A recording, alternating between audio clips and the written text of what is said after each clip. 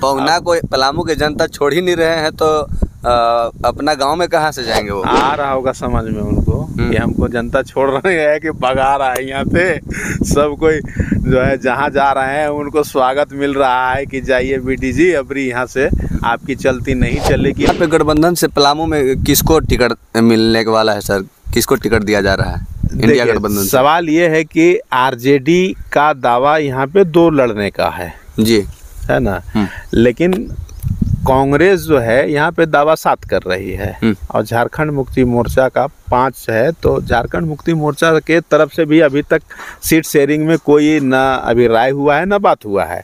अपने अपने दल में अपने अपने मत से लोग बोल रहे थे कि हम 7 लड़ेंगे, जेएमएम 5 लड़ेगी और माले के लोग जो हैं 1 लड़ेंगे और आरजेडी जो है 1 लड़ेगी। तो यहाँ तो आरजेडी से ममता भूंइया जी के बारे में कहा जा रहा है कि बिल्कुल तय है कि ममता भूंइया जी को टिकट यहाँ से दिया जाएगा। तो नाम आ ही गया है, हम लोग भी सोशल मीडिया के माध्यम से देखे जी। ममता भूंइया जो है लालू जी के आशीर्वाद जाकर के लिए उन सदस्यता ग्रहण भी किया और फील्ड में भी आए।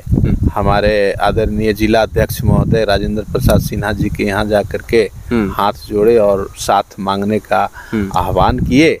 ये सूचना मिली और हम लोग देखा। तो आप लोग ममता भूंइया जी के साथ किस तरह से खड़े हैं? नहीं, जब तक गठबंधन क्लियर नहीं हो जाता है तो हम ऐसे कैसे कहते हैं कि ममता भूंइया के ही साथ हम हैं और फिर अगर दूसरा नाम आ जाता है तो फिर दिक्कत ना हो जाएगा।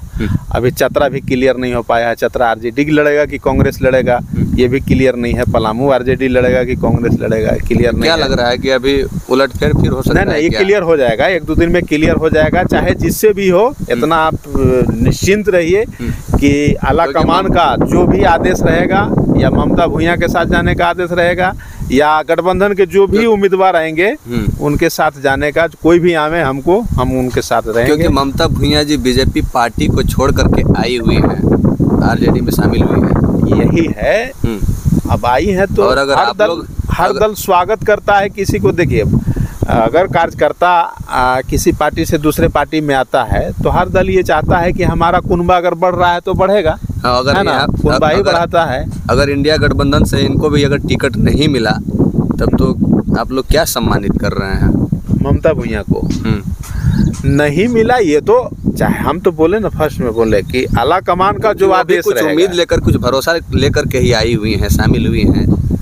वही तो अभी तक तो हम लोग यही कयास कर रहे हैं कि अभी तक नाम जो आया है अच्छा हम उनको स्वागत करते हैं। अच्छा, कंफर्म हो जाता है यहाँ से अगर टिकट ममता भूंइया जी को दे दिया जाए इंडिया गठबंधन से, और इधर बीजेपी से बीडी राम जी हैं जो 2 बार से लगातार सांसद यहाँ के हैं, तो क्या लग रहा है कि ममता भूंइया जी इनसे मुकाबला कर पाएंगे?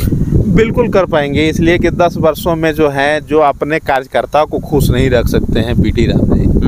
क्षेत्र के लोग, जनता तो छोड़ दीजिए, जो उसके साथ रहने वाले कार्यकर्ता हैं वो उनके साथ नहीं है, तो बीडी राम जनता की क्या उम्मीद रख सकते हैं कि जनता के साथ हो सकते हैं? जनता उनसे कोसों दूर है, कार्यकर्ता तो 10 किलोमीटर दूर है, जनता जो है 100 किलोमीटर दूर है। ये आपको नहीं लग रहा है कि बीडी राम जी को यहाँ से चुनाव जीतने के लिए सिर्फ मोदी जी का नाम काफ़ी है? हाँ, यही लोकलिटी के चलते तो उनको मिला ही है। और किए कहाँ हैं बता दें मैं कि हम पलामू प्रमंडल के लिए, संसदीय क्षेत्र के लिए हमने ये तोहफा दिया, ये किया। बेरोजगारी इतना समस्या है कि जो हम लोगों का ये साला कैंसर का रूप है कि बेरोजगारी, गरीबी, इसके लिए अभी तक संसद में अगर कुछ बोले हैं, इनका तो एक भी स्टेटमेंट हम देखते हैं कि लोकसभा में है भी नहीं, क्या बोलते हैं क्या बोलते नहीं भी हैं।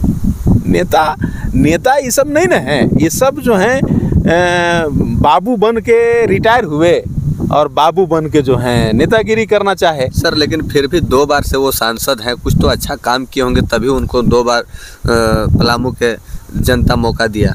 ये तो आप ही बता सकते हैं, हमको तो पता नहीं है ना, दिख रहा है। आप लोग रिपोर्टर हैं, आप लोग विपक्ष है तो आप लोग तो खैर उनका नहीं, वही तो हम बोल रहे हैं कि आप ही तो बता दीजिए एक आध वो काम जो हमको भी नॉलेज में नहीं है वो आ जाए।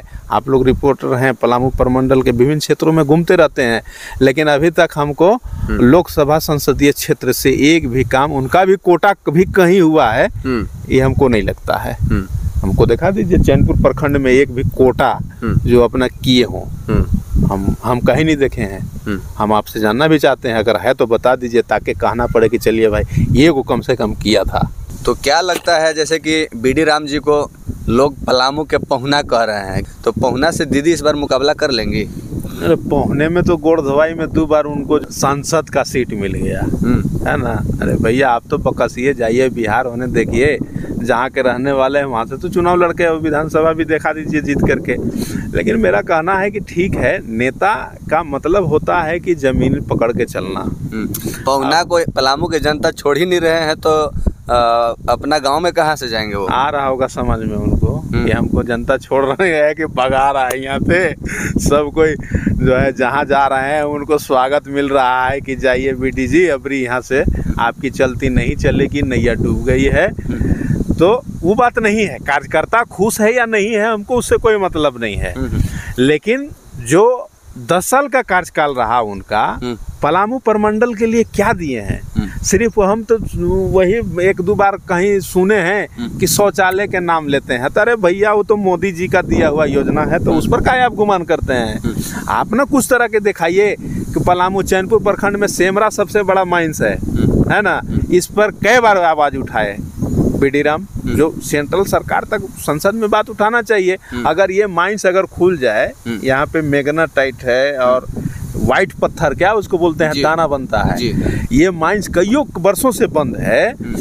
इस बात पर ये बात बोल करके अगर यहाँ पे माइंस खोलवा देते तो रोजगार उपलब्ध हो जाता, 500 आदमी का रोजगार पैदा हो जाता जी, समझ गए। लेकिन ये सब कहाँ दिखेगा? अरे नावाडी में चले जाइए, वहाँ पे लोहा पत्थर है। ये सब आधार से बात अगर रखते तो ये सिर्फ 2 काम हो जाता माइंस वाला सिर्फ चैनपुर प्रखंड में, तो हम समझते हैं कि 1000 का रोजगार पैदा हो जाता। तो ये सब तो नेता नहीं ना है, ये सब एसी रूम में बैठने वाले लोग हैं। एसी रूम में बैठ करके रिटायर हुए, अब एसी रूम में चले गए। गरीब क्या होता है, गरीब किस स्थिति में 400 रुपया डेली पसीना ऐसे छांट करके कमाता है, उनको एहसास नहीं है।